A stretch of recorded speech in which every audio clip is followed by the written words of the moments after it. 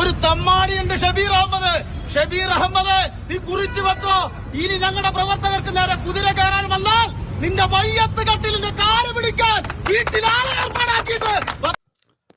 സുഹൃത്തുക്കളെ, സഹോദരങ്ങളെ, ഈ വീഡിയോ ഞാൻ ഇടാൻ കാരണം AK ബാലൻ ഇന്നലെ പറഞ്ഞത് എന്താണ് പറഞ്ഞത്? UDF അധികാരത്തിൽ വന്നാൽ ജമാഅത്തെ ഇസ്ലാമിയാണ് ആഭ്യന്തരം ഭരിക്കുക എന്ന്. അതായത് ജമാഅത്തെ ഇസ്ലാമി അവർ പറയുന്നത്, CPM പറയുന്നതെന്ന് പറഞ്ഞാൽ അവർ ഭീകര സംഘടനയാണെന്നാണ്. അപ്പൊ ഭീകര സംഘടനയായിട്ട് CPM-ന് ഏത് സമയത്ത് വേണമെങ്കിലും മുന്നണിയിൽ ഏർപ്പെടാം, അവരുമായിട്ട് സഹകരിക്കാം, അവരുമായിട്ട് മുന്നണി ഉണ്ടാക്കാം, അവരുമായിട്ട് തെരഞ്ഞെടുപ്പിനെ നേരിടാം. പക്ഷേ വേറെ ഏതെങ്കിലും ഒരു പാർട്ടി, വേറെ ഏതെങ്കിലും ഒരു മുന്നണിക്ക് അത് പാടില്ല. അപ്പോൾ അതിനുമായിട്ട് ചേർത്ത് വായിക്കേണ്ടതാണ് ഇപ്പോൾ വയനാട്ടിൽ നടക്കുന്ന സംഭവം. അതായത് മാർക്സിസ്റ്റ് പാർട്ടിയെ അല്ലെങ്കിൽ മാർക്സിസ്റ്റ് പാർട്ടിയുടെ പ്രവർത്തകരെ എന്തെങ്കിലും ചെയ്താൽ മയ്യത്ത് കട്ടിലിന് കാല് പിടിക്കാൻ ആളിനെ ഏർപ്പാടാക്കിയിട്ട് വരണം. അപ്പോൾ എന്ത് തെമ്മാടിത്തരവും വിളിച്ചു പറയാൻ CPM-കാർക്ക് ആരാണ് അധികാരം കൊടുത്തത്? അപ്പൊ ഇതെല്ലാം നമ്മൾ ചേർത്ത് വായിക്കണം. ഇവിടെ നമ്മൾ കാണുന്നത്, അതായത് ഇപ്പോൾ RSS സംഘപരിവാർ ശക്തികൾ ഇവിടെ കാട്ടിക്കൂട്ടുന്നത്, കേരളത്തിലായിരുന്നാലും ബാക്കിയുള്ള സംസ്ഥാനങ്ങളിലായിരുന്നു കാട്ടിക്കൂട്ടുന്നതിനേക്കാൾ വളരെയധികം മെച്ചപ്പെട്ട രീതിയിൽ അവരെ കവർ ചെയ്തിട്ടാണ്, അവരെ കടത്തി വെട്ടിയാണ് കേരളത്തിലെ CPM-കാർ പ്രവർത്തിക്കുന്നത്. അപ്പോൾ നിങ്ങൾ മനസ്സിലാക്കണം, മുസ്ലിങ്ങളുടെ മേൽ കുതിര കയറാൻ ഇവർ എന്തും ചെയ്യും.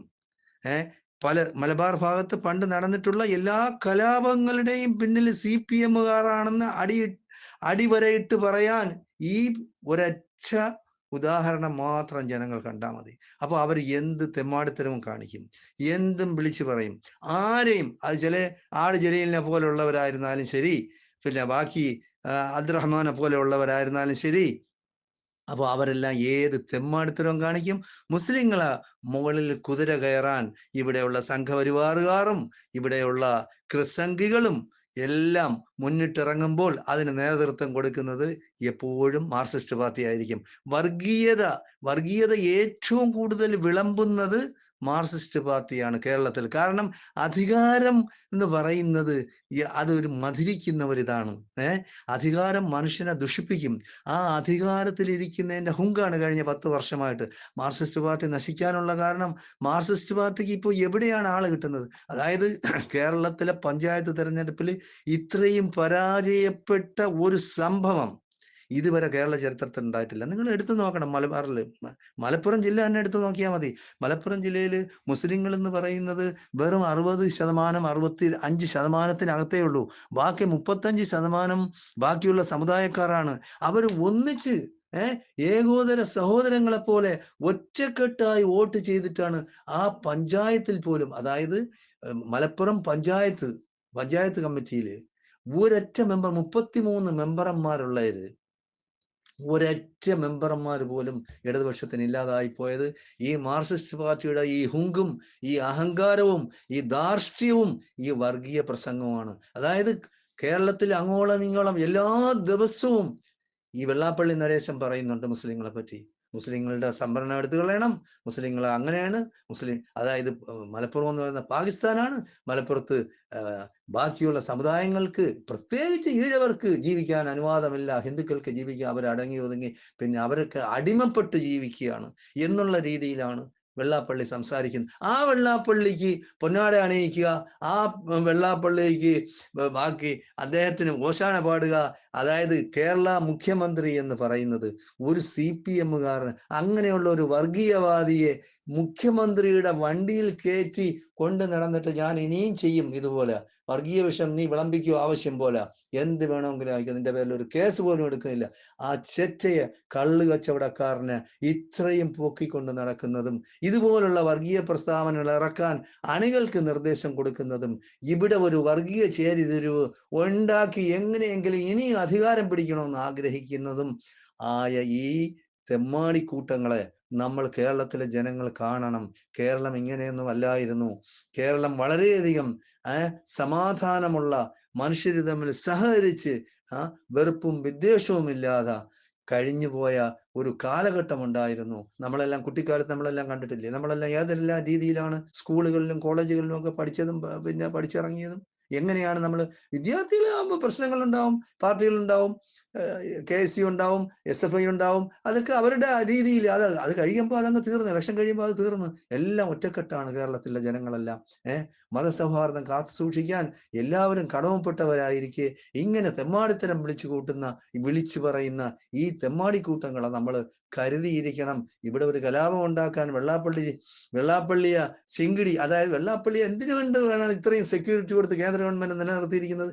ആ കേന്ദ്ര ഗവൺമെന്റ് നിലനിർത്തിയിരിക്കുന്നതോടൊപ്പം കേരള ഗവൺമെന്റും വെള്ളാപ്പള്ളി അങ്ങനെ കയറൂരി വിട്ടിരിക്കുകയാണ്. ഒരു കേസ് പോലും അയാൾ എടുത്തിട്ടില്ല. അയാളുടെ പേരിൽ ഒരുപാട് കേസുകളുണ്ട്. ഇപ്പൊ നമ്മൾ കാണുന്നതാണ്, കേൾക്കുന്നതാണ്. എന്തായാലും ശരി, ഇവിടെ ഒരു വർഗീയ ലഹളം ഉണ്ടാക്കാൻ CPM-ഉം BJP-യും സംഘപരിവാർ ശക്തികളും കിണഞ്ഞ് പരിശ്രമിക്കുന്നുണ്ട്. ജാഗരൂകരായി കേരളത്തിലെ മതസൗഹാർദ്ദം കാത്തു സൂക്ഷിക്കണമെന്നുള്ള മതേതര വിശ്വാസികളും ജനാധിപത്യ വിശ്വാസികളും ഇതിനെ നമ്മൾ വളരെയധികം ബുദ്ധി ഉപയോഗിച്ച് തന്നെയാണ് ഇവരെ നേരിടേണ്ടത്.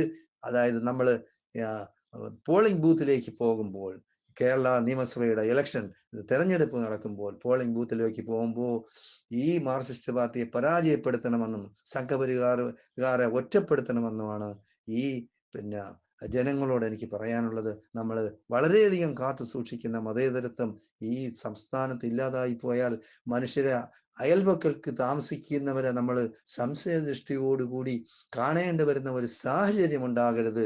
നമ്മളെല്ലാം സഹകരിച്ച് ആര് എപ്പോ മരിക്കുമെന്ന് നമുക്ക് പറയാൻ കഴിയും. നമ്മൾ എത്രയോ കണ്ടതാണ്. എത്രയോ ആളുകളാണ് മരിച്ചു വീഴുന്നത്. കുട്ടികളായിരിക്കാം, അപകടത്തിൽപ്പെട്ടായിരിക്കാം, അല്ലാതെ ആയിരിക്കാം, രോഗം കൊണ്ടായിരിക്കാം. അപ്പോൾ നമ്മൾ കാണുന്നതാണ്. ആരും മരിക്കുമ്പോൾ ഒന്നും കൊണ്ടുപോകില്ല. നമ്മളെപ്പറ്റി നല്ലത് പറയണം ജനങ്ങൾ. അയൽപക്കക്കാരായിരുന്നാലും ശരി, സ്നേഹിതന്മാരായിരുന്നാലും ശരി, നമ്മുടെ അപ്പുറവും ഇപ്പുറവും ഉള്ള നമ്മൾ അറിയുന്നവരായിരുന്നാലും ശരി, അദ്ദേഹം നല്ല മനുഷ്യനായിരുന്നു എന്ന് പറയിക്കണം. അതാണ് നമ്മുടെ ജീവിതം കൊണ്ട് നമ്മൾ എന്ത് നേടുന്നു? നമ്മൾ ഒന്നുമില്ല, രണ്ട് കൈയും വിട്ട് നമ്മൾ പോവുകയാണ്. നമ്മൾ എന്തെങ്കിലും കൊണ്ടുപോകും, വന്ന സമയത്ത് നമ്മൾ എന്തെങ്കിലും കൊണ്ടുവന്ന അതുപോലെ തന്നെയാണ് തിരിച്ചു പോകുന്നത്. നമ്മൾ ഒറ്റയ്ക്കായിരിക്കും പോകുന്നത്. തിരിച്ച് ആരും കൂടെ കാണൂല. അത് മനസ്സിലാക്കി നമ്മളുടെ മരണം എപ്പോഴാണെന്ന് നമുക്ക് പറയാൻ കഴിയില്ല.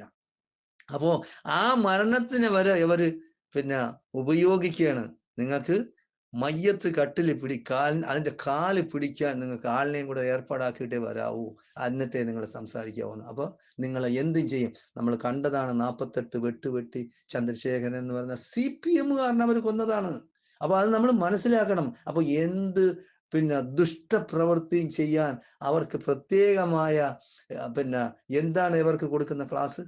അപ്പൊ പട്ടിയെ വെട്ടി കൊന്നാൽ പറയും അത് പിന്നെ പോപ്പുലർ ഫണ്ടുകാരാണ്, അവർ പാകിസ്ഥാനിൽ പോയിട്ടുണ്ട്, അവർ ബംഗ്ലാദേശിൽ പോയി പിന്നെ ആയുധ പരിശീലനം നേടിയാണ് വന്നിരിക്കുന്നത്. ഇവിടെ ആയുധ പരിശീലനം ദിവസവും നടത്തുന്ന ഈ CPM, ഈ RSSകാർ ഇവർ കാണുന്നില്ല. ആയുധങ്ങൾ കൊടുക്കുന്ന RSSകാരെ ഇവർ കാണുന്നില്ല. അവരുടെ പേരിൽ എന്തെങ്കിലും കേസുണ്ടോ? അതേസമയം ഒരു മുസ്ലിം ആണെങ്കിൽ എന്തെല്ലാം തരത്തിൽ ഇവിടെ പ്രശ്നങ്ങൾ ഉണ്ടാക്കും, ഏതെല്ലാം രീതിയിലുണ്ടാക്കും.